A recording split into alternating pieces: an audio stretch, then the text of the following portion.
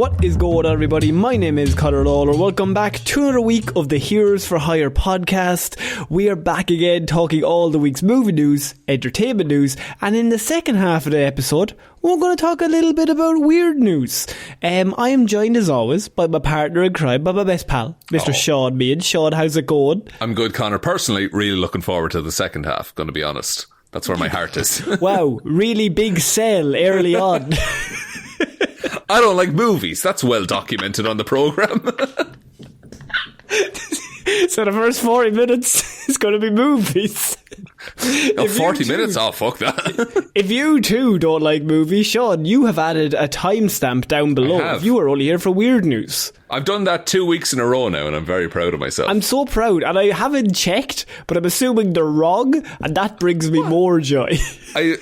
No, because I look at them from the editing software and I write down whatever that says, Conor, because I put in a jingle every time as well. Successfully 2 times, like I deserve some fucking medal for that. Twice. He's done it 2 times that he's added a jingle. Now that is, if that doesn't keep you around, I don't know what will. If you're here for movie news, if you're here for just weird news, that's absolutely fine. We have lots of people that enjoy both. So this is kind of a bit of a variety hour show, and it's the 3rd episode. So, I mean, the 3rd of episode like 670 or 700 for us, but it's of this format. So we're still figuring it out. If you like it, put in the Spotify comment. Maybe let us know. If you don't like it, send it to Shaun directly. True.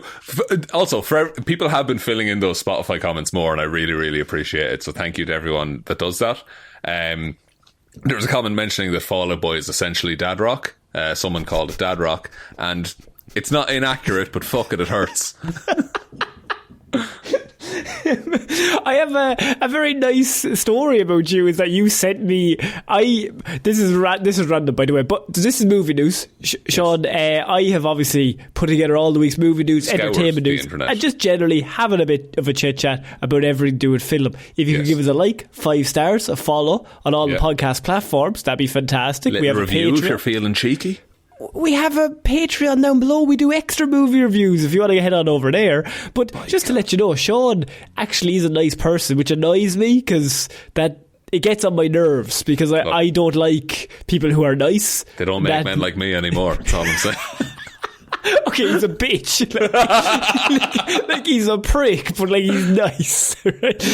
Where's this going? Like 2 years ago, I said to you, I like Alpha Dog, the Fall Out Boy song from fucking 2005. And like, I just randomly, I was like, Alpha Dog is my favourite song. Yeah, because I was like, I'm not like, it's great. I'm not like mainstream. Like, I just like that old tunes. Underground fan. I opened my Twitter 2 weeks ago and Shaun had sent me a link of them singing Alpha Dog because live for the first time in 17 years.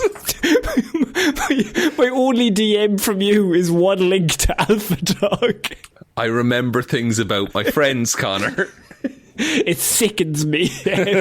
So, Shaun, this is Movie Mondays. I think it's good to get started early because we have some pretty big news. It's not another Joker 2 trailer, thankfully. But it is sad news, I suppose. Do you like Quentin Tarantino? Have you heard of him? He does movies. Does he do movies? Is he one of those movie critics you hear about? He's a movie critic, yeah. Right, okay. No, I like Tarantino's stuff. I like it for what it is. They're not my favourite movies. Does that put me in a certain camp? I don't know. You're trying to be diplomatic. I like it, right? Yeah. So, because obviously people love Quentin Tarantino. There's like whole fan bases that are like, that's my guy. That's cool too. Yeah. People don't like Fall Out Boy. Shaun likes them. And other people are wrong. Other people say it's dad rock. Quentin Tarantino cancels his final film, Shaun. So this happened in the last week, and so what we've all known is that he's been wanting to do his 10th movie.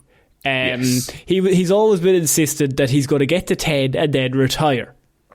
And there was a lot of talk of what it could be, and then he stated like a year ago, I think it was about nearly over a year ago now, that his final film would be a movie called The Movie Critic. That was a little joke I made at the start. Very good. And basically he has said that was the movie that he was going to finish on, and now it kind of looks like it's basically been scrapped. He is no longer doing that movie. So now the question becomes, is he just retiring on 9, or are we getting a Star Trek movie based out from Quentin Tarantino? Well, here's the thing, is that the Once Upon a Time in Hollywood was his last film, and that's objectively probably the best one he could end on, because it's all about Hollywood and, like, you know, past glory and all that kind of stuff. Yeah. Hard to top that with your 10th one that everyone is going to be laser focused on as your last film, because he is a very prolific director. The thing about that is, if you say this is my 10th one, and then people are like, okay, well, the scale is it's going to get better, which isn't always the case, because number 9 might be better than number 10, or number 7 might be your best. And your first film was Reservoir Dogs, like. Like, you've set a very high standard, and the issue is, if you're hitting 10s and then your last film is maybe an 8, still really good, but if the previous ones were 10, then everyone's now disappointed. Yeah, you want to go out like as best you can, I think. Yeah. Do you have a favourite Tarantino movie, like out of the 9 that exist? Probably Kill Bill, maybe, just as a classic. Good. Yeah, there's a lot to like about Kill Bill. It's just silly. Yeah, what about you? I like From Dusk Till Dawn, because vampires. It's actually, I love that one too. And Clooney fucking chewing scenery the whole time. My favourite part of that whole thing is George Clooney describing that Quentin Tarantino cast him and George Clooney as brothers because he said they looked very alike. Yeah. And they could be brothers. Tell me I'm wrong. And George Clooney's so disgusted. It's like he found that out after the fact. Like, he's like, do you know I look like George Clooney? Like, a lot of people say it. There's a whole film where I look like George Clooney. You gotta just love that. Just like, me and I don't know, just me and Chris Hemsworth look very alike. I think we could be brothers. I think if we got like Hemsworth and Ryan Gosling, I think that's like us two as podcast hosts, you know? Like, if we wanted just like for people to replicate us, maybe in a 90-minute movie that really runs its course, but it's maybe uplifting. And I think I should be played by Chris Hemsworth. And I think I should be played by 2 Ryan Goslings trading off every so often. But it's very clear when they trade off. They run off screen and one run back on. Yeah, they tag out, like it's like, and we see the tag. So, Shaun, to me, I don't think he's finishing on 9. No, I think he's probably going to take a break from just making things and then come back in like maybe 5 to 7 years. I think Tarantino is always one of those people that I was always fascinated by giving himself a number, because when you do that, to me, no matter what kind of medium it is, especially with his success, you always have the thing of one more job.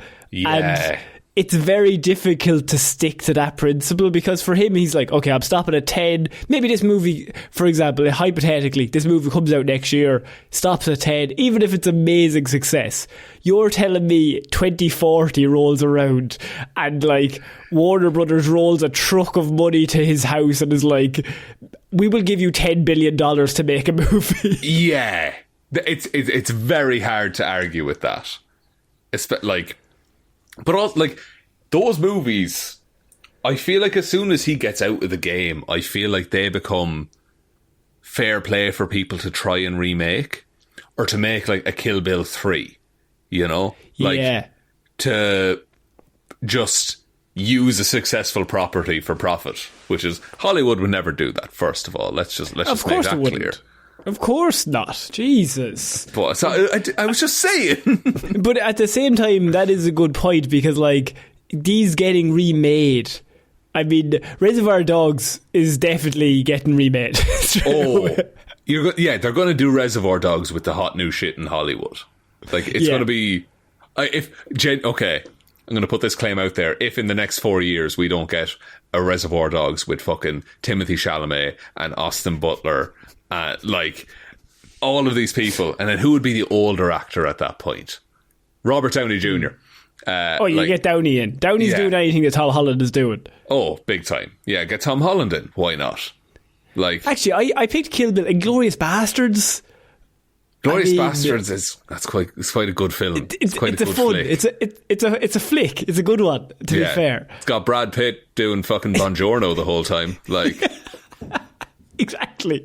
And Lorraine. Yeah, I just seen this as like, this has been cancelled. It's obviously a pretty big news in terms of he's probably one of the most famous directors in the world, or ever. So pretty important if he's going to do the movie or not. It has been cancelled at the moment. By cancelled, I mean not the studio cancelled it. He has cancelled it. Yeah, he was like, I don't want to make this. Like, I think one of the characters, I think maybe Leo DiCaprio's character from Once Upon a Time in Hollywood was meant to come back as an older version of himself. And I think he just decided, no, this isn't the way I want to go with this. But look, at this point, it could just be, okay, I'm not doing it that way, but I have another idea for a different movie that's probably going to come out in 2026, 2027, and it's going to make $1 gajillion, and it'll be really good. And what can we do? So, at this moment, I don't think he's off. I think I would like him to just finish on Once Upon a Time in Hollywood, just for the whole like idea of it. Yeah. But I don't think he will, especially like if he has 10 in his head, he's always just going to do 10. Yeah, he feels like that kind of guy where like it was always the plan to do 10. Wild that 9 of them have been good. Like, yes. That's mad. That's really mad. Like, there's some of the best directors in the world. You gotta have one shit one. Yeah. Surely. I think the worst he's made, not even the worst, but like the least successful or marvellous thing that he's made is The Hateful Eight. And even that is pretty good. Like, it's better than a lot of people's best movie. Yes. Yeah. Like, he's reached, his fine is better than most people's outstanding.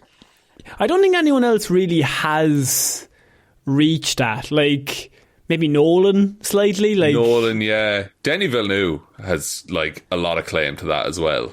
That's true. We did look at his filmography, just like knocks it out of the park every single time. And Matt Reeves isn't too bad either. He probably doesn't get the like auteur distinction a lot, but I think Tarantino, what he has is the longevity. Where like Denny even has maybe like over 10. Like Tarantino has over like fucking 40 at this stage.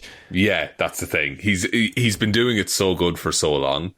Yeah, that he's just, because even like Cameron and fucking Spielberg, they've had misses recently, like Tintin, Ready Player One, for example. True, you really turned on Spielberg after Ready Player One, and it was so funny. It's like, it has no reason to exist. Like, what are we? We're just flexing the properties Warner Brothers owns. Like, did you not remember that beach scene? Tom Hanks is there, they're running, that's great. I've seen everything, Connor, and it's still terrible. What are you talking about? I'll go watch the BFG, why don't you? Okay, right, so I think he just started making some movies for his grandchildren. Leave him alone, right? He's Spielberg. The Fabelmans was pretty good, okay? I'll give him that. His Oscar-winning Fablesman movie. So, Shaun, we're going to move on to our next piece of news, and I have some pretty big updates for our favourite movie in the Marvel Universe currently, Blade. That's right. The movie everyone is looking forward to. Genuinely, the one with, on paper, the perfect movie. Can't fail. But what has happened, if anyone hasn't been keeping up with what's been going on with the Blade movie, now if you remember Blade, Wesley Snipes' Blade, you remember from the 90s? Super cool movies. Really cool. We reviewed it on the Patreon a couple of years ago. Really good. It still holds up. It's a good time. Mahershala Ali signed on to do the Blade movie in 2021. I think it was like in 2020, maybe 2021, around then. Yeah, came out in a Blade hat. It was everyone was very excited. And literally everyone was like, oh wow, one of the best actors in the world wants to be Blade. That's a great idea. And at the time, Marvel's killing it. Like Avengers Endgame and all were just coming out. Like, had just come out. They were riding high. Yeah. But since then, we have touched on this production probably 3 or 4 times in the intervening years, and every single time is just sets on fire. There's no script anymore. The script is real bad. They've thrown out the script about 7 times. 7 directors have come and gone. Yeah, there's no directors, no crew. There's no crew. Like everything, nobody likes what was being put out. Mahershala Ali was rewriting it himself. And because it was just like, this is terrible. I'm not acting in this. Like, I'm not reading this out. Like, I'm pretty sure he's walked away about 4 or 5 times and he just keeps coming back. He was like, teased at the please. end of Eternals. Like, it was, along with Harry Styles later on. Like, he's like, please come back. But he is still attached to playing a writer as of this moment. Okay. So, all I know though is that recently, Shaun, there has been new script details for Marvel's reboot. Oh. And the final script for Blade has hopefully finally been done. Interesting. And yes. what are we talking here? Is it like a universe spanning thing? Is it tying in a bunch of different properties into the new MCU or anything like that? So Daniel Richtman has basically announced. Now, Daniel Richtman, if you don't know, he has screenwriting credits on Logan, Blade Runner 2049, and a few of the Poirot movies recently. Right. He was brought in November of last year, which is the last time we talked about this, to basically rewrite the script from ground up. Remember, this movie was meant to start filming last October. So this movie should be basically done by now. A month after it was set to basically start filming, they were like, actually, no, the script needs to just be done from start to finish again. Yeah. We need a full rewrite from the ground up of what this character is about. Yeah. The movie will now... He basically came out and said that the movie is now no longer a period piece and is set in the present-day Marvel Cinematic Universe and will, and I love this bit, focus on Blade. Sorry, Conor, the Google Meet might have broken up there. Did you say that previous to this, the Blade movie didn't focus on Blade? Which, it's never said, but the real heavy implication in that is that they've been working on a script that was set in maybe the 1840s where Blade wasn't the main character. See, that's fascinating to me, because why would you title a film Blade if we weren't going to see any of Blade in it? We should have done the first Iron Man movie but only focused on Jervis. That sounds like what they were going... Like, what was the move there? Again, we've said this from day one. It's the easiest sell in the world.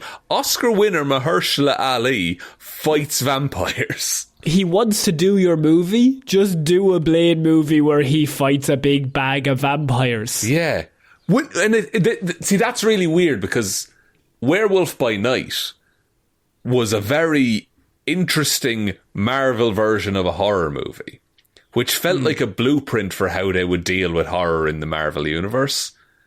Like, how do you not make Blade but make it like, you know, Dracula from back in the day? Like, like, do that. Like, just make a movie. By the way, I got it wrong. It wasn't meant to start recording in October 2023. It was actually October 2022. It was meant to start we filming. We should be watching it right now. It was, but then the director left, and then they got a different director in, and then that director left, and then they got several different writers in, and then the writing strike happened. Yes. And then just a whole thing. It's now set to begin filming in fall of this year. So 2 years after it was meant to begin filming, basically. Yeah, I think what the problem was I think they were trying to do this movie as an Iron Man 2 situation to set up the Midnight Suns. They weren't doing a Blade movie. So if you don't know, the Midnight Suns are a team that has Blade, Morbius, Ghost Rider sometimes. Yeah. Moon Knight, Werewolf by Night sometimes, like... It's a lot of the weirdos, a lot of the freaks. Doctor Strange is usually in it. I'm sure that was thrown around. So I think they were using this movie as just kind of let's set Blade up so then we can bring him into modern times, and then he's part of that team. This is what you're saying. Rush it, basically. And I think Mahershala Ali must have just been like, could we not just do a movie where I'm like fighting Dracula or something? See, there's a reason the first Blade holds up, and it's because they fully buy into how ridiculous it is. Yeah. And I think you need to do that. You need to be okay with this not being, you know, the fictional science of Iron Man 1 or something like that. You also kind of have to accept that no scene you ever come up with in any script will be as cool as the blood in the nightclub coming out of sprinklers. Yeah, I don't want them to try to emulate that, because they're just going to do it worse. And also you need... I want him to be as cool as some motherfuckers always try to ice skate uphill. It's very hard to do as cool as Wesley Snipes. 1999 Wesley Snipes is pretty peak cool. It's pretty fascinating, because Blade, before that movie came out, was just like, he was a regular man who dressed like a traditional old school vampire hunter. Like, long coat, bright pants, fucking pockets everywhere kind of shit. And then they just had Wesley Snipes and they made him the coolest dude in the world. And that transitioned into comics, and that's what Blade is now. Yeah. Because it was so good, it just went back. So, I mean, look, if you want to do Blade... if you want to make Blade the main character in the Blade movie, I think fair play to you. Honestly, it's a bold fantastic move. idea. But I think it could pay off. And also, I feel like we're never seeing Kit Harington's Black Knight again. Never again. I know that he was teased with Blade. He is not... I mean, I don't think anyone really even remembers what happened in the Eternals. So I do. I thought it was fine. I mean, there's a giant man out of the earth now. Conor, who the fuck are you talking? That's the coolest shit. It's weird that it was never addressed, but the fact that it happened is a decision. No. Yeah, the fact that it happened was a decision. I will agree with you on that. Excellent. But Moving on. You can say that about anything. Like, there's a giant hand coming out of the earth and everyone's like, alright, cool. And that didn't affect tides. You gave Moonfall endless amounts of shit because every time the moon came to Earth... What's this? This isn't all on me giving Moonfall shit, I'm just saying, I'm willing to give the shit to both. But you apparently are too good to say the big hand coming out of the sea was a bad idea. I don't think it was a bad idea. I think it was a poor follow-up. Moonfall has yet to deliver its promised sequel. So, how do you do a sequel to Moonfall? Sunfall. If you haven't, please, everyone watch Moonfall. If you're in for a night, like you're settling in, do you ever have that where you're like, what'll we watch? Yeah, yourself and your partner, you're on the couch, you're wondering what to watch. You're scrolling through Netflix or Prime or Hulu or whatever the fuck it is, and you're saying, I don't feel like this. Give me 97 minutes of your time. Because if you pop on Moonfall... that's a memory. You can't get rid of that memory no matter how long you try. You've both gone through the trauma together, just like me and Shaun did. Yeah. And all you need to know is the premise is in the title. That's fair. I mean... And I'll correct myself. It's 130 minutes of your time I require. However... Almost too long. Let that extra half an hour or so.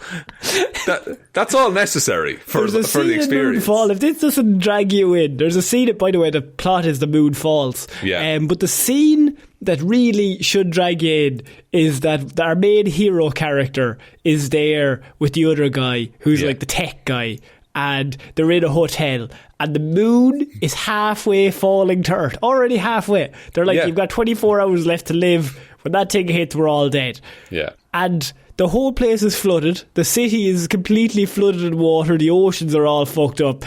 And they decide to take a nap. It cuts. They wake up in a hotel room wearing bathrobes. They're like, now, right, what are we doing? There's a piece where the moon clips the top of the Rocky Mountains and the earth is fine after. Goes back where it came from, goes back into place. Michael Pena dies for no goddamn reason. Oh yeah, well he just couldn't breathe anymore for some reason. Look, watch Moonfall, please. Or listen to us talk about Moonfall. It's the best movie. Was that a Patreon or was that a public episode? No, I think that came out as like a Movie Mondays episode. I'm pretty sure. Yeah, because it's the patron movie of the show. It's the chair of the movie world. And Hero Zero fans will know that, in that they're both terrible. More chair comments Shaun, this week, by the way. Very excited about those. A lot of chair comments. Shaun, I want to move on because I have good news. I know that you hate normal cable TV. I know you hate having 200 channels paying $50. What about if I said nothing to watch? What if I said to you, Now that you have your streaming services, I know you're as happy as you can be. Yes. It's perfect. I don't want Well, Disney Plus users are reportedly set maybe to get a bit of an overhaul, because they will soon get the option to stream various content in the form of, and they have this word here, I don't really know what it means, channels.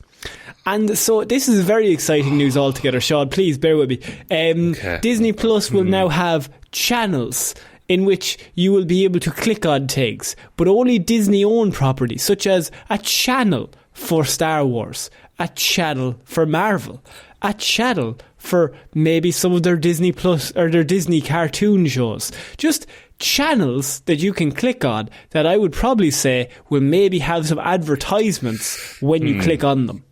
I think I'm going to try to be as fair as possible here. But in this late stage of capitalism, what a great start. And given the profits and revenue that Disney affords itself, I think it's morally okay to start pirating Disney shit. Like on a net, like I'm balancing my heart against a feather kind of thing. I think it's fine. I think it doesn't matter anymore. You're saying, why do you have a Pirate Bay logo tattooed onto your forehead? That's super weird, bro. Yo ho ho is all I say. You do love pirates. I do love pirate. This plays right into my hands, to be honest. And I know for you that's big, because you're always like, you're the one buying all those YouTube movies for fucking $2.99, and I respect that. Yeah, look, someone has to.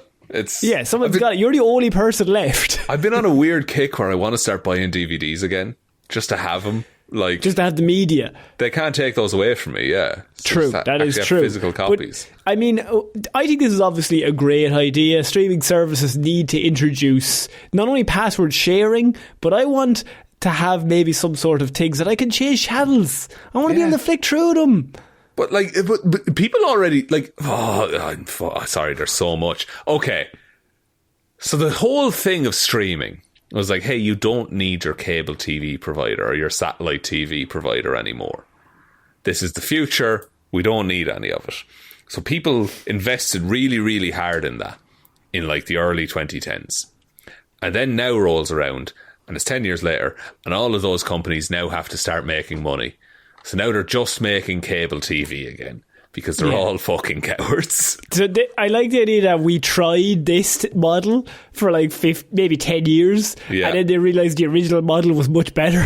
And now they're like, oh fuck, what do we do? And also the original model had better policing as to how you could treat customers, because it was like they were like actually proper companies and like generally localised in your own country. Whereas Disney Plus in the US is drastically different than Disney Plus in Ireland. Like, Disney Plus in Ireland is a very good deal because you get all of the like Stars stuff, whereas that's in like Hulu in the US. Is it? Yeah, there's a lot of stuff spread out. It's more spread out in the US, whereas it's very condensed over here. But if you spend like, I mean, this is obviously a logic or the obvious thing to say, but if you spend $70 on 7 different streaming services, is that not more money than the 50 you were spending on the 200 channels? See, and you know, but now everywhere has a fucking exclusive show. Everywhere has their Stranger Things that you need to tune into, otherwise you don't get all of the internet memes for the next 2 weeks. You know? Oh my god. I wanted to touch on that just because I wanted to make you sad. That's literally the only reason I threw it in. I appreciate it. For the sake of the show, I acknowledge that's a very fun bit that you did. It's also important to touch on the fact that, I mean, this is just...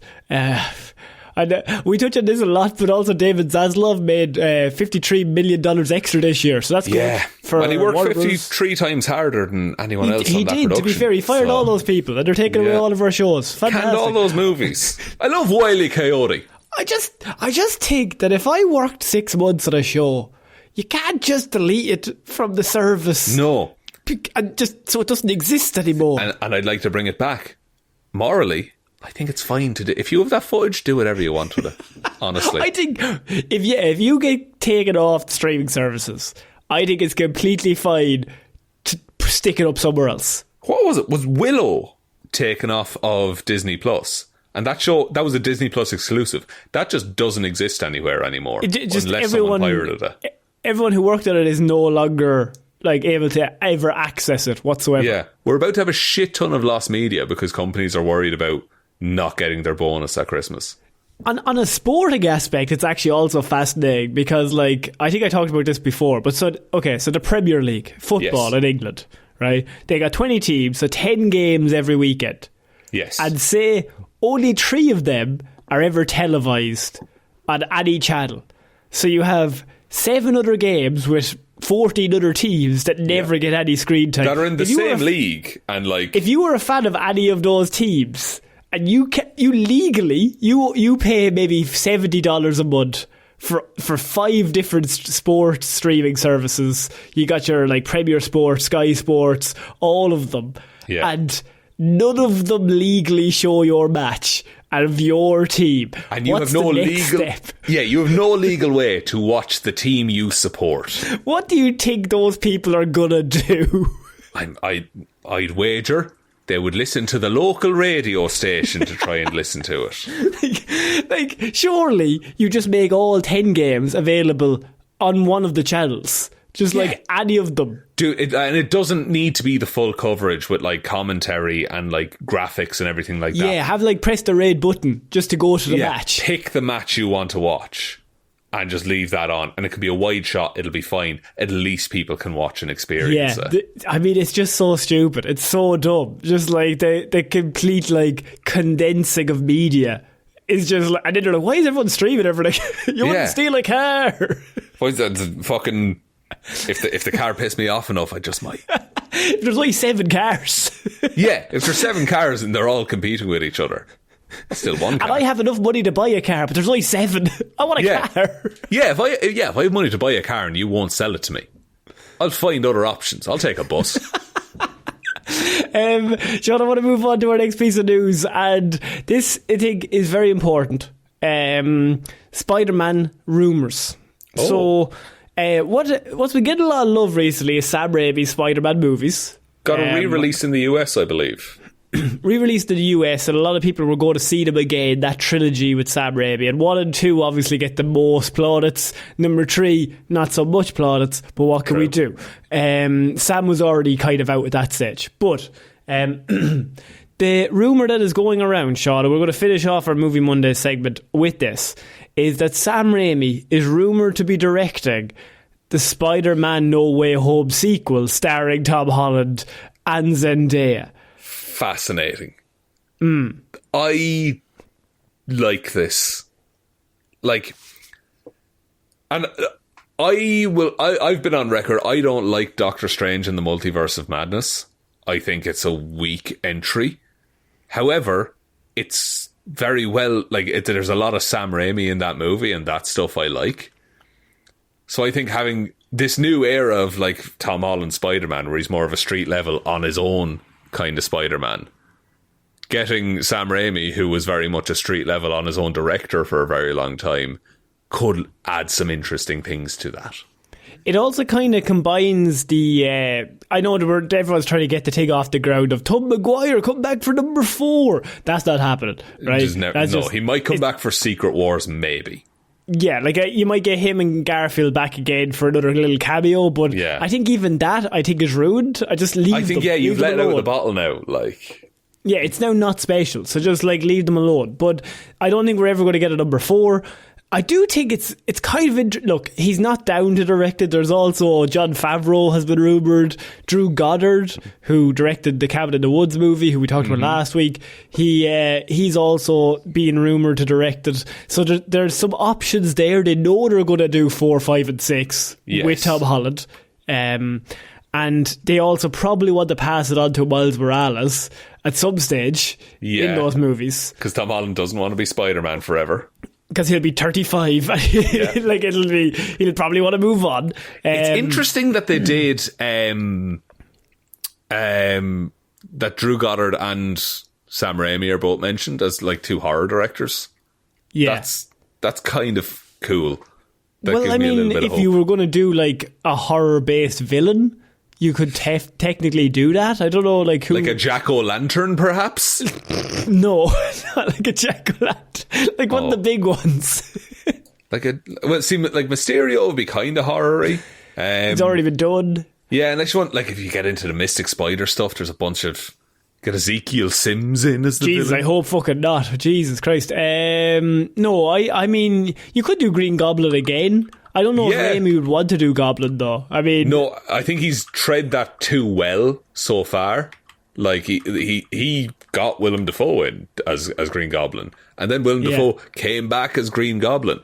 There's been so many comments, by the way, on my Twitter of people, like, rewatching Dafoe as like the original Goblin, just being like, this man is a complete menace. Like everything he says is just lunacy, just complete madness. Watching that first movie, by the way, that doesn't get made now. Like, no, not a chance. You would be kicked out of Hollywood straight away. Have you seen the promo for that, where it's like for the 90% of the promo, you don't know it's a Spider-Man movie? You just see a load of lads robbing a bank and then they get webbed up. Yes. Yeah, I have seen that. Yeah, it's so restrained and I really appreciate it. Like, because it was a completely different world. And Raimi's just like, in the nicest way possible, a weirdo. A very talented weirdo. Using the pieces we have at the minute, Venom might be the shout. He hates Venom though. Like, notoriously. No. He loves Venom. The studio made him include Venom when he didn't want to.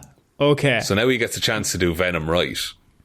There was that teaser at the end of No Way Home that a bit of Venom was left in the MCU from Tom Hardy.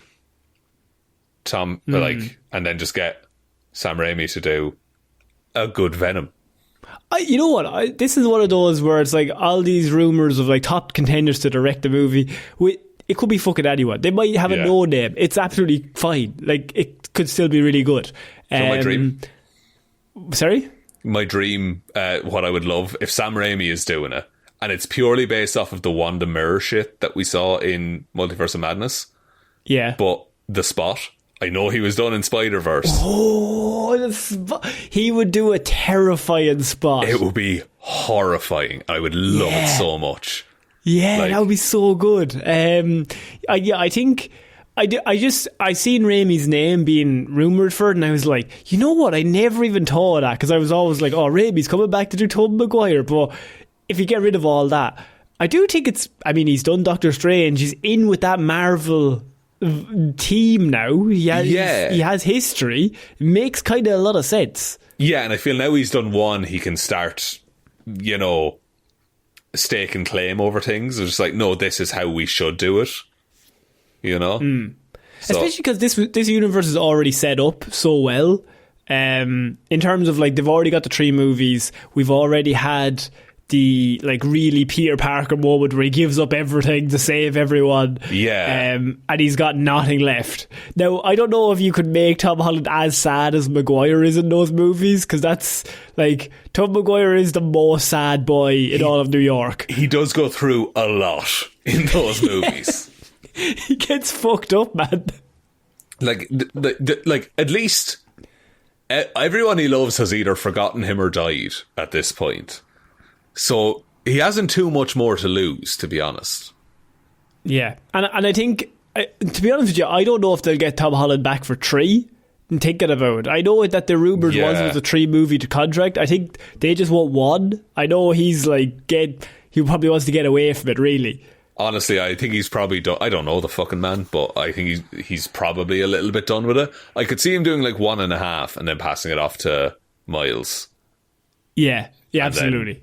Miles takes over for a while.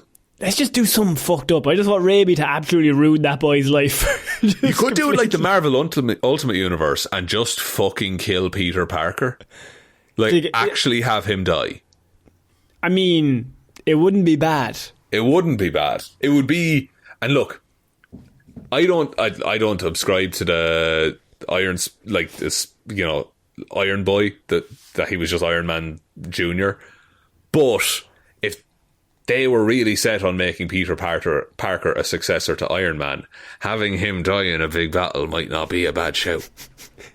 Does he say I am Iron Man before he does it? He does, yeah. He gets real confused. He's horribly concussed at this point. He's really beaten up, just like in bits. So yeah, I think, look, if whatever happens, we'll probably learn more coming into it, but Sam Raimi being signed on, I wouldn't be against it. I think it's... No, I'm a fan of that. Yeah, give me, just cast, get good directors. Make it Tarantino's 10th film. Who cares?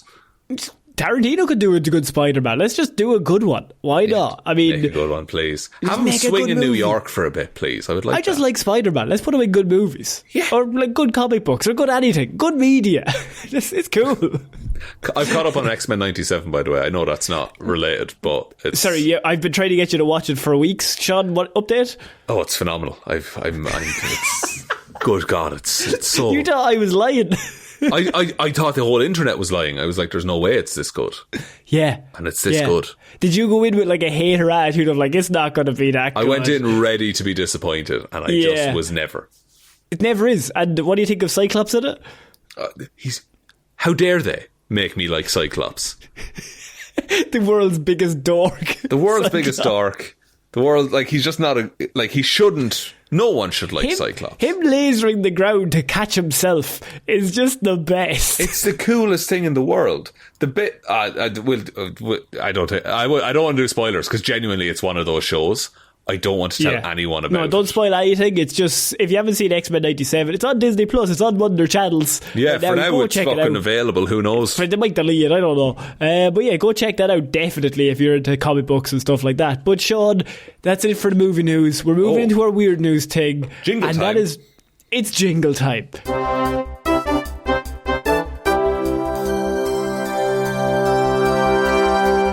Wow, what an amazing jingle. Once again, better every week, I think. What?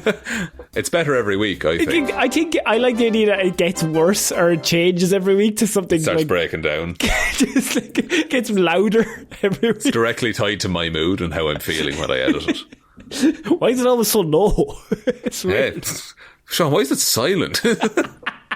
He's dead.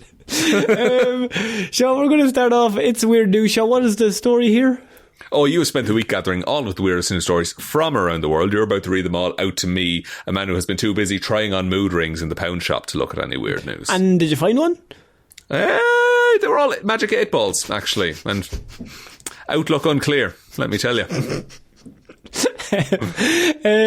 Shaun, we're going to start off in Beijing, where a half a marathon is under investigation after 3 runners appear to allow a Chinese man to win. What? Did they rig the marathon? The 13-mile run on Sunday was won by He Ji, a member of China's marathon team, and footage appears to show 3 runners from Kenya and Ethiopia slow down near the finish line to allow him to finish first. Now, look, they might have just been wrecked at that point, you know? Shaun, I would really like if you watched the clip, because it is amazing. China half marathon. The 4 of them are going to the finish line. They've ran the whole thing together. It's been 1 hour and 3 minutes. They're fucking putting in a serious pace. And then just before the end, the 3 lads very clearly give him the old arm to the side of on you go there now, while they're running. And look, it is close right at the end there. Yeah. But the lads, they do all have steam left in them. Man, it's not a good look, I'll be honest.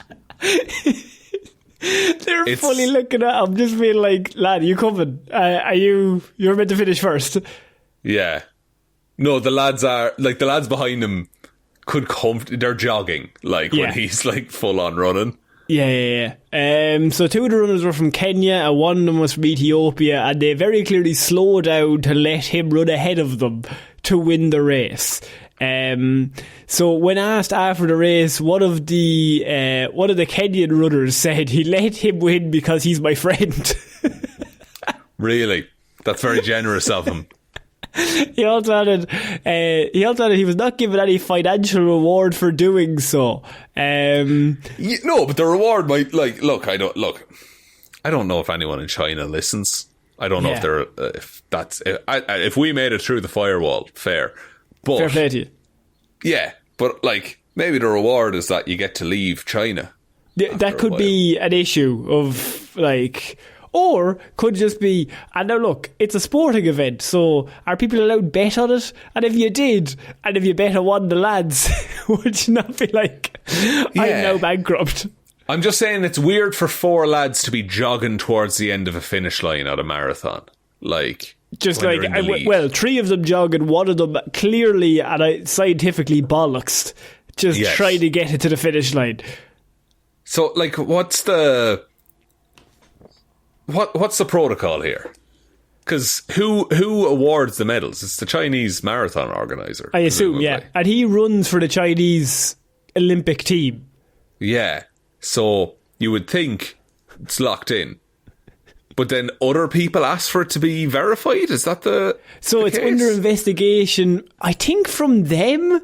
The event organisers, the Beijing Sports Competition Management and International Exchange Centre, said it was investigating the incident. So the International Exchange Centre might have different views, but like, if the race is investigating itself, I'm assuming they'll be like, everything was great. Please fund us for next year. But if the International Exchange get involved, they're probably going to be like, that's fairly dodgy now, to be honest. Yeah, that's not a great look.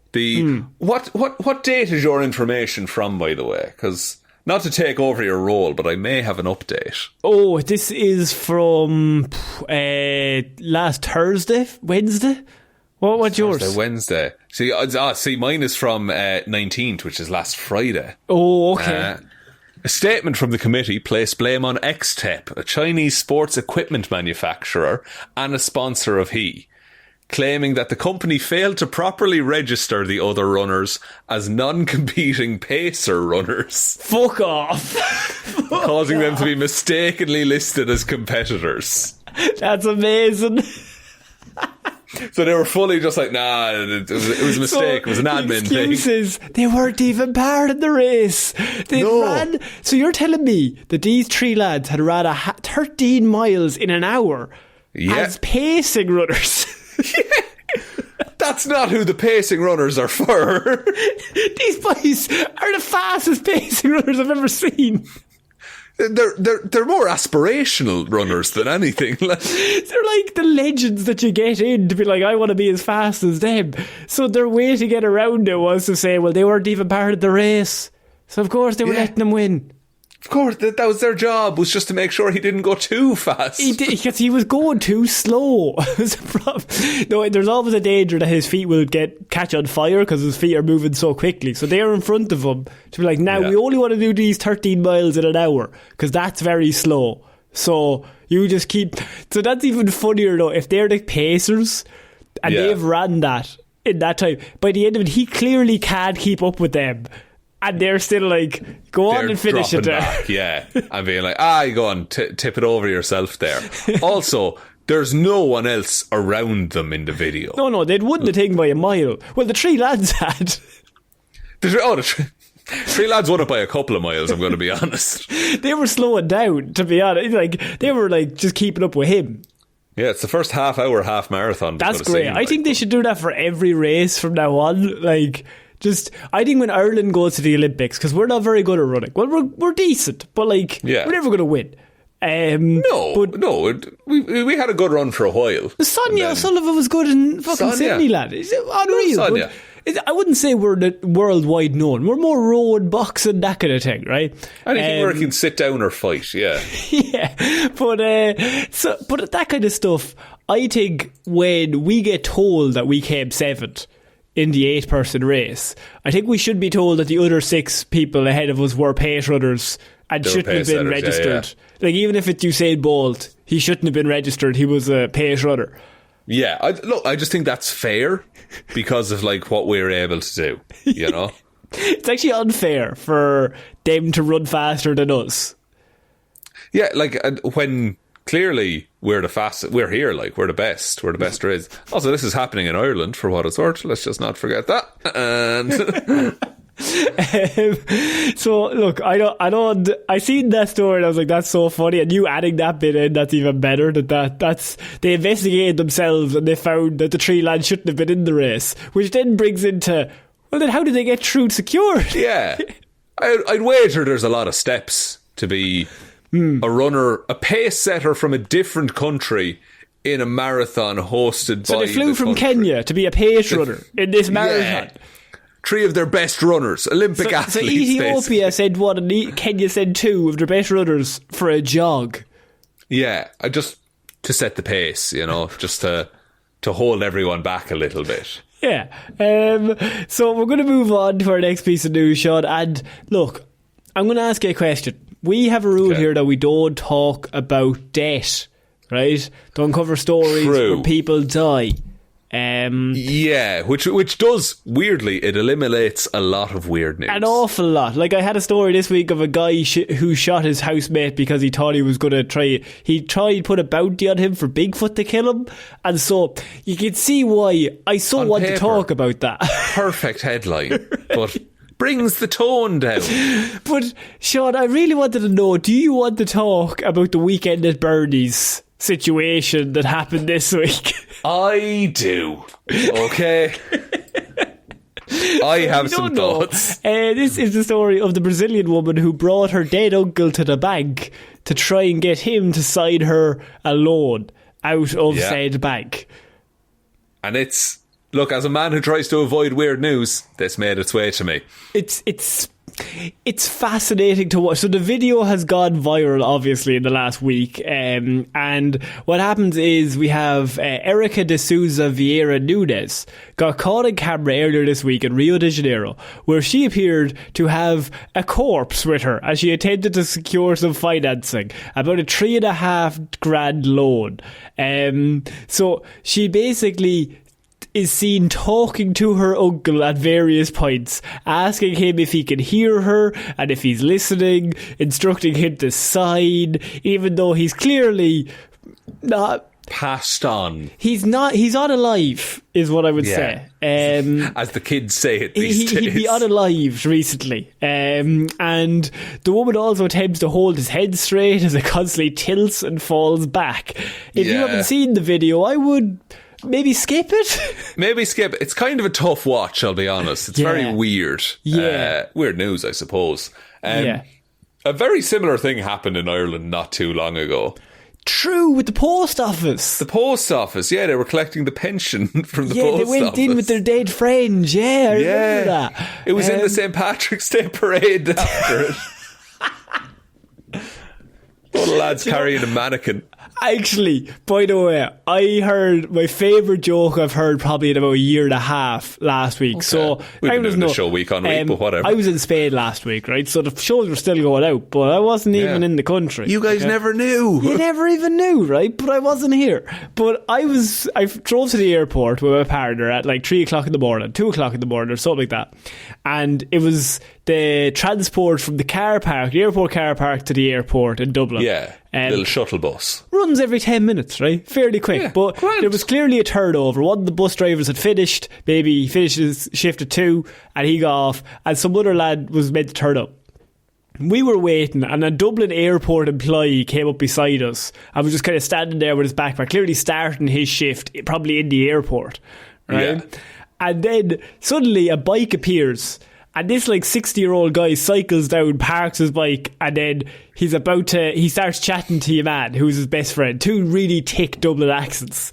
Yeah. And so we were just standing there, all right, this is cool. So it's just me and her going to get on this bus. And then what's so funny is the friend with the backpack goes, are you going to the airport? Because you're the only two people. And we were like, oh yeah, we'll go. And he just goes, oh yeah, Stephen Roche will bring us here. And what? No, Stephen Roche is in the cyclist, as in his friend had turned up on a bike. Yeah. Right? So the classic. No, it wasn't actually Stephen Roche. The joke is, Shaun, that this 65-year-old man had turned up on a bike and his friend from work was like, yeah, Stephen Roche will bring you to the airport. For a second, I thought you meant you were getting cycled over to the airport. No. it was one of those moments where I was just like, that is classic Irish humor. Oh, yeah. This guy's turned up to work with a weakness. He cycled to work. So Stephen Roach is one of our most famous. One of his very famous cycler. One of his closest friends decided, I'm now going to take the piss out of this man. And he just kept calling him Stephen the whole way to the airport. As you were on the bus together, like... I love this country. I love that shit. I really fucking love that shit. Like, you get people that we had that famous ad that was going around recently here that was like, if you did taekwondo for a week when you were 12, all your friends call you Bruce Lee. Like, just stupid shit that like doesn't make any sense, but it's just really funny. Yeah, you get away with nothing. Like, anything is game. If anyone comes over, anything is game for you to be mocked about, and it's not in bad spirits either. No. Everyone's having a good time. One of my best friends has the nickname Sleepy because we were on our way to a soccer match when we were 12 and he fell asleep in the team bus and the manager said, Sleepy, you're playing in midfield, and everyone went, Sleepy. So everyone has called him Sleepy ever since. Ever since, years. It's been 20 years and he's still Sleepy. And that's his name. I know him as Sleepy. Yeah, it's Sleepy. We were at a venue for a wedding. We were viewing it over the weekend, and as we pulled into the car park, there was a load of supercars were parked there. They had some fucking exhibition or rally on, so we pulled in like, oh man, this might be a pricier place than we thought. But they just park there and take a few photos and then they head off. But the wedding coordinator was walking out with us and walked past the cars and just said to one of the guys, "Oh, you could have watched it, couldn't you?" Just ended up. It's a charity rally. Like, there's no need for that. Just fucking destroyed him. Absolutely no good, harmless, just fun. Just cut him down in front of his friends. I just think it's important people need to be cut down repeatedly. Yeah, you need to be humbled every so often. All the time. Just the stupidest shit ever. Just absolutely. Like, I know my parents, she wore white jeans and like black boots once, and I was like, oh, what are you doing in the Grand National? Never wore them again. Good. That was game over. It was taken off immediately. I saw a lad in a pub, his missus had a one shoulder strap dress kind of deal, and he just played the Big Show entrance music. WWE wrestler, the Big Show. Yeah, it's a big show. That's a classic bit. Man, it's so stupid. Just the whole way through the airport, by the way, I was just like, that's cheering me up. At 2 o'clock in the morning, was cheering me up, just pure stupidity. Just that kind of comedy where it's completely harmless, but also just completely cutting for no reason. It's weirdly clever, I think, is the marker of it. It's like, even as the quote-unquote victim of the comedy, you have to acknowledge it's fucking clever. You're like, oh fuck, I've been done there. I have nothing to come back with either. It's like, I admire it, what you've done. He turned up on a bike. He has to be called Stephen for the rest of the day. Yeah, it's just how... We could have called him Lance either. That would have been fine. Yeah. We were talking about the person in the bank who got the loan out, Shaun. Weekend at Bernie's, you don't see it often. It's a real Hail Mary of a move, I feel. I think it's never been done well, except for the film Weekend at Bernie's, which is fictional. That is going to be a tough look. The bank were, by the way, were not convinced and immediately rang the police because, obviously... Yeah, there's something in a human that I think you can just recognise a dead body. Like, you'll know that person's not It's like alive. A safety thing. You're like, well, there's death here.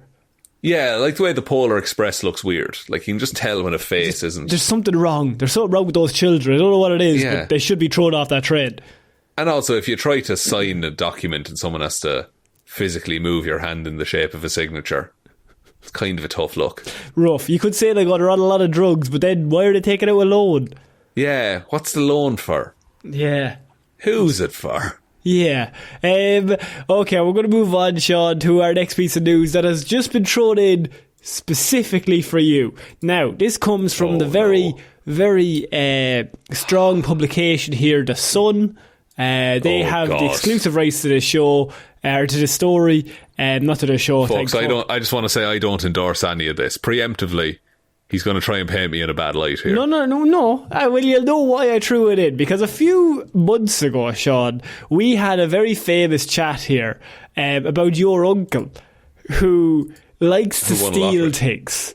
Would you like to remind everyone what the chat was about? I was after a few monsters, but I came up with the thought experiment that if my uncle stole valuable paintings, sold them on, bought a lottery ticket, gave it to me, and then I won the lottery, do I get to keep that money? Because it's legally your money because it was bought with illegal goods.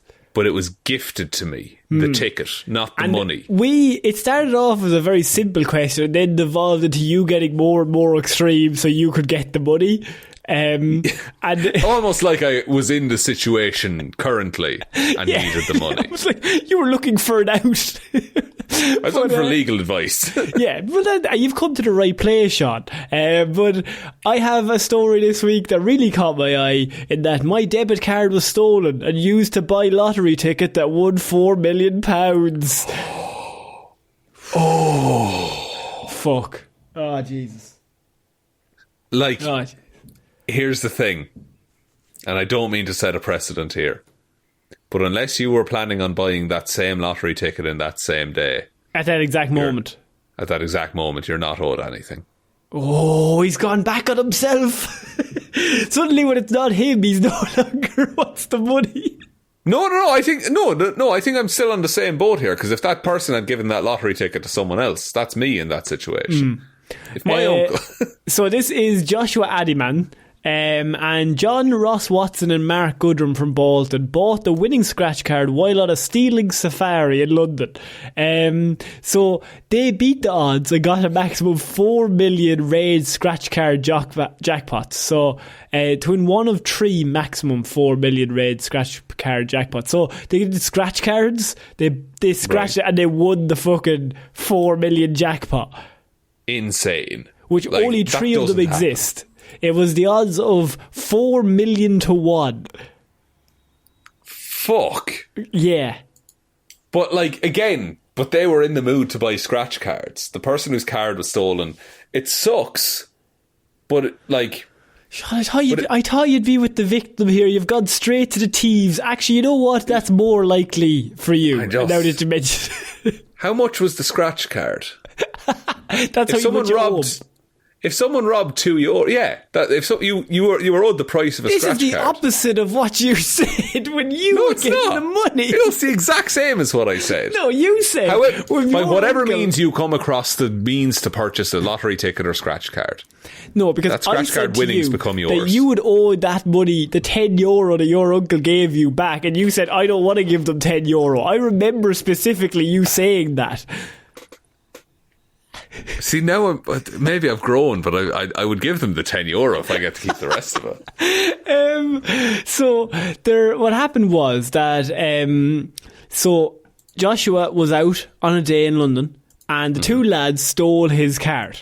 And then when they made their claim to the cash public saying a pal who wanted to remain anonymous had given them the debit card. So basically once they got the money, they had to go obviously through the proper thing to be like, we won this, whatever. You can't just go to a shop. You have to go to the lottery headquarters. Yeah, it's 3 million. Like a shop can't give you that, or 4 million or whatever. But the conspiracy faltered after they let slip that they didn't even have bank accounts, with Camelot then investigating the win because obviously the scratch card was bought with a bank card. So then they're like, why, if neither of you have bank accounts, do you have a scratch card ball with a bank card? Could you say that you found it? If you found it, here we go. If you find the card that's been reported stolen, yes, you would have to prove that you found it and didn't steal it. Yeah, you would have to prove that probably. But can you prove it's stolen, I would say, is the other argument. You could just say he dropped it. Could have just found it in the street, he's a careless man. But then they would say, okay, what street? And then they would know where he's been. So you have to really specific. But I suppose if you stole it, you know vaguely where he's been. Yeah, and then I see. I think the onus is on the person to prove it was stolen rather than to prove it was found. Yeah. You know? So their claim was that their pal had given them the card, but he wished to remain anonymous. I mean, it's not the worst defence. I mean, what else can you do? Yeah, that's the same as my uncle giving me a lottery ticket. Yeah, it's just like a pal gave me the card. Now, the issue here, though, is that Josh has figured out that he doesn't get any of that money. So he was contacted by the police at the time, but they never revealed any details about what his debit card had bought. They just were like, oh, your debit card was used in a robbery today. In this location, yeah. Right. Yeah. But he's like, unless... Sorry, Josh then says, I've had my credit card stolen before, so I was like, why is this such a big deal? Josh, what are you doing? Maybe just switch to tap on your phone. Maybe. Do you have a wallet? Do you have... Yeah. Are you carrying loose cards? Like, what are you doing? Just have your card in your back pocket walking around London? Get together, Josh. Come on. Please, Josh.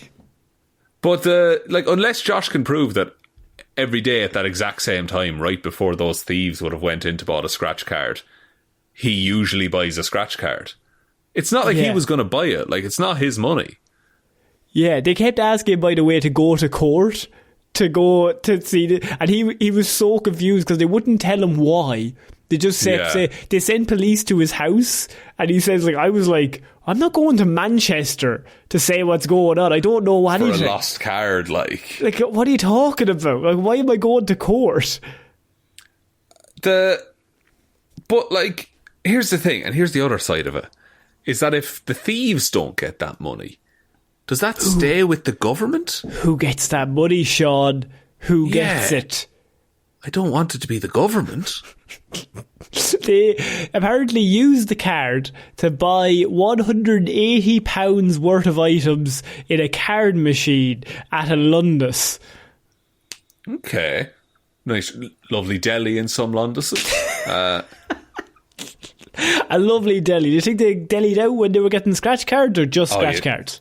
Oh, you get a deli as well, surely, if you have basically unlimited money on a debit card. Oh, Josh said the card was stolen when he was on a night out in Clapham. They had seen his card details and wrote the numbers down on his hand. Now, Josh, how are you aware of this? Actually, how did you mention it? Josh, how do you know that? Yeah, if you're on night...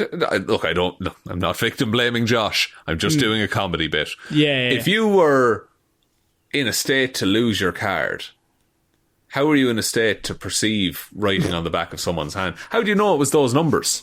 I put it to you, Josh, that you are the real criminal here, and you're sneaking £4 million underneath your coat. Josh, have you seen Fight Club by any chance? I think you're being Fight Clubbed right now. That's like, so you could work in like a psychiatric unit and just like you'd be the worst nurse ever, like psychiatrist. Yeah, just like someone's going through a really difficult time, like they've just been off their meds and it hasn't been going great for them in their head. You're like, have you been Fight Clubbed recently? I think you're being Fight Clubbed right now. It's a very medically sensitive term we like to use here called Fight Clubbed. And I think you've been Fight Clubbed. And every single patient is just Fight Club. They're all Fight Club. But there's actually no patients. I've been Fight Club. You've been Fight Club. That's obviously where we're going with this, yes. So, also, just a random thought, Shaun. M. Night Shyamalan has that new trailer for his Trap movie. Yes. I think the daughter's the real killer. I was just about to say it. I think the daughter's the killer and he's covering it up. That's just our twist guess for the M. Night Shyamalan movie coming out soon. That's a little peppering of movie news within your weird I just news. seen it and I wanted to know what your thoughts was, because I thought the exact same thing. Yeah. Good trailer, I will say. Like, really sells the movie, but Old had a good trailer as well. Old was one of the worst movies I've ever seen. Yeah, that was quite bad. Yeah, that was on the plane and I elected to sit in silence instead of watching it. I'm trying to remember when that came out, because I remember I went to the cinema and my friend was there and we were going to see something else, like something good. I can't remember what it was, but it was something good, and it was It was one of those where I was talking to him and I was like, oh, how's it going? Yada, yada. What are you going to see? Oh, I'm going to see Old. And I kind of gave him a look like, oh, no. But he was like, no, I've heard it's good. And I think we went to see something really good. And he was just like, why didn't I go see that? I should have believed you when you said Old was bad. Because we were in the same line. I think the movie started at the same time and he made a choice. It was a sliding doors moment that he went right and I went left. And he experienced Old. So Old came out in July of 2021. Also that year, I'm trying to think what you might have seen here. The French Dispatch came out. You got the Nobody, Snake Eyes, Jungle Cruise, Godzilla vs. Kong. No, I don't think it was any of them. The Green Knight. You ever seen The Green Knight? No, I don't think it was that one. Maybe check June. What came out in June 2021? Oh, wait, Spider-Man No Way Home came out. Oh. Could it have been that? It probably was that, yeah. We probably went to see that. Yeah. Free Guy. Actually, might be a Free Guy as well. Yeah, that tracks. That makes sense. And then... Yeah, I said Jungle Cruise, but did you see Jungle Cruise? I didn't know, but that's actually, they were Fight Clubbed in that. Just no spoilers, they were Fight Clubbed in that. So Sean, you're saying with this, Josh is completely at fault, and he's not at fault. He just is owed nothing. He's owed his card back and the €2 that it cost for the scratch. It's funny because I think if your card was stolen and was involved in something like this, you would fully be like the opposite. I don't think I would be. I think I would milk it for content, surely. True. I think it'd be more of a funny situation that happened to me. There's no way you would jump on this show and be like, wait till you hear the funny adventure I'm after having today. Well, Conor, I'll have you know I won €9 on the Lotto the other day. Did you? Still haven't cashed in the ticket, but we'll get there. What are you going to spend the €9 on? Probably another ticket. Probably another ticket, to be But honest. you can't really push your luck. You've already got one win. I won €4 like 6 months ago. Okay, so what are we on? €13. Okay, €13 altogether. Yeah. So and how much is a Lotto ticket every week? I don't know. It's like £4, I think. He doesn't even know. That's how much money he has. With his €13. I buy it as I'm getting my hash browns on the way to work. Hash browns? Yeah, I get hash browns. If you're stuck for anyone out there, veggie replacement for a chicken fillet roll, same thing, just with hash browns instead of chicken. It's real good. Yeah, it's solid. Get the warmth, get the crunch. Okay. Lots to be said for it. Sean, we're going to finish off weird news this week. We're going to Florida for the first time in a few weeks, because I have drunk Florida woman spotted driving on 3 tyres, told deputies she was unaware. Was she on a tricycle? Because that's not weird. A 49-year-old Seminole woman told deputies that she didn't realise she was driving around on 3 tyres last week. Officials arrested Anna Louise Keller after receiving multiple 911 calls reporting that she was driving a dark grey Nissan recklessly with no passenger side front tyre. Jesus. I mean, I guess it's if you had to pick a tyre to be missing. Is it rear wheel drive? I hope it is.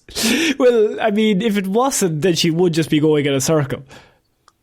That's true. Unless you're really steering into it. Unless you're really going into it, like leaning properly into it. She was spotted driving south on Hamlin Boulevard. The sheriff's office says deputies conducted a traffic stop to conduct a welfare check. When they spoke to Keller, they smelled alcohol. She admitted she'd had 1 drink and told deputies she was unaware that there was any other issues going on. When told that she was missing a tyre, she seemed shocked and was like, wait, what? A tyre? How long was she missing it though? Like, multiple 911 calls had to go in. So, to be fair, I don't think she's probably driving that quick. Oh, no, definitely not. But like, did she drive from home to somewhere? Have a few drinks? I say she's probably driving back from somewhere. Because she failed the sobriety test and had unsteady bloodshot eyes.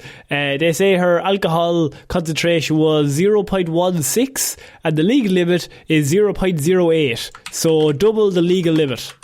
Right, okay. What does 0.16 mean? Because there's a scale of these things. That's true. The exploring blood alcohol levels 0.16. The term sloppy drunk applies. So drunk enough to miss, like, not know you don't have a tyre? I guess, yeah. Dysphoria will become stronger, nausea may occur, walking becomes difficult, and you may fall and hurt yourself. They found 4 empty Busch Light beers in a bag on the passenger side of the SUV with a receipt showing that they had been purchased 2 hours previously. Okay, so 4 beers in 2 hours. Busch Light. What's the alcohol There's content? no need to do this research. It's 4.1%. Yeah, you wouldn't be great after 4. Like 4 of them and then driving. I think you're more than overconfident, I think, at that point. Oh, you're fully confident is the issue. Oh, boys, you are. I'm fucking feeling great. By the way, that's only the alcohol they could see that she had taken. True. Yes, there could have been others. Or there could have been some black coffees there that we didn't know about. She had multiple black coffees and some waters. She was really jittery and hammered. Yeah, she was just, look, she was completely sober, but at the same time completely drunk. That's just the way it is. But Shaun, there's a level of drunk that I think you would still notice if you were missing a fucking tyre. Yeah, I mean, look, we all do the vehicular inspection before we get in any car, don't we, Conor? 1, 2, 3, 4. Good. A simple one tyre per can is my motto. I think before I get into any car, I do a quick check, quick count. Yeah. 1, 2, 3. Okay, we've got the 4 and a steering wheel. I'm not really counting that as a 5, but it's there if needed. True. Now, look, she might have counted the spare by mistake. Oh, she didn't put it on though. She just counted it. It was with her though. It was technically part of the car. I tell you something, it was with the car and it was with her, but it wasn't where it should have been. Unfortunately, she had the spare one on just on the roof or just like under the bonnet or something. It's in the passenger seat. It's buckled in. Minding the beers. That's keeping them cold. Keeping them cool. It's full of ice. They're like, did you not have a spare wheel? I did. I'm not a fucking idiot, officer. Jesus. Yeah, I'm not going to drink a warm Busch Light, am I? Okay, hell, I'm not an idiot. What do you think of Florida man here? How would you be able to get her out with this ticket, or is she going to jail for a long time? Oh, I mean, you would use the defence of... not a lot of defence. Very few defences for drunk driving, to be honest. Can't count. Off balance. I was off balance, but not from the drink. I was concussed. In the war. You're going to have to fake a war record. This is a veteran. This lady fought in 3 world wars. They're like counting your lucky stars. They're like counting on their finger, like World War One. That was 1914. How is she still alive? She's 150 years old. She looking well. Great. And she's doing something right, let me tell you. Every day she gets up and has a little walk and she keeps herself active. And shouldn't you all do the same, you bastards? Shame on you. Shame on you. No, Lord, me and the law. Thanks very much. Me and the law. Me and the law. She's a war veteran. Okay, cool. We're handing out business cards in the courtroom. to the people in the jury. If you ever need us, we're here. If you ever need us, we're here. Just in case. We'll take anything. Just in case. Like, anything can happen. We'll literally, honest to God, kill a few people. It's fine. Like, just take this. It's grand. That's good for us if you do that. Kill multiple people. So, Shaun, I think that's it for this week's Weird News. What a very good week of weird news and movie news and the whole Heroes for Hire podcast in general. Conor, would you like me to take us out? Sure, why not? Thank you very much, everyone, for supporting the show. We'll be back on Friday with Hero or Zero, and then next Monday with another episode of the Heroes for Hire podcast. Big thank you to everyone over on Patreon, patreon.com/Heroes for Hire podcast. Link to that is in the description. If you want to check us out over there, it helps us to keep the show going and helps keeps doing the extra episodes, movie reviews and things like that we do over there. You do also get a shout out on the show for supporting us. So big thank you to Róisín and Baby Ben Palmer, Joe Burney, Ryan Komatsu, Dozer, Enthusiast, Evanson, Waffles Loves you and hopes you have a good day, David Clarke, Shaun Chuck in the wash and it'll be grand, Jamieson, Dominic, Anna Irish Walrus Forever, and congrats Róisín on your baby, Hjelmroos, Danny McLaughlin, Lordsmish, Michelle Browne, Michaela Doughty, Frost overwhelmed by uni and other bad choices, Ed Ball, Conor and Lorraine are certain you could kill someone with a compass, just aim for the carotid artery. Russ is still working out the weird news, love, hate, weird story, intro-Parfitt. Luke the Gamer 1. Jackson Brueheim has released a new episode of Can Columbo Crack the Case. Liz had a few too many on St. Paddy's Day and tipsily subscribed to the Patreon. Ciara Lawler, Judge Lahey, The Amazing World of Keza, Mikey the Leinster Ledgebag, Chair's #1 fan, Kyle Borowski, Rory, Sean sub to the Patreon after 10 creamy pints, Pete can't wait to hear his name read out on the podcast, so definitely won't make it too long, and Jack Markham. Thank you all very much for your support. We really, really appreciate it. Head on over there if you want to support us, or there is things like the merch store down below, heroesforhire.ie/shop. Twitter is at Heroes for Hire Pod, the 4 is the number 4. Facebook is Detective Divilment's discussion group.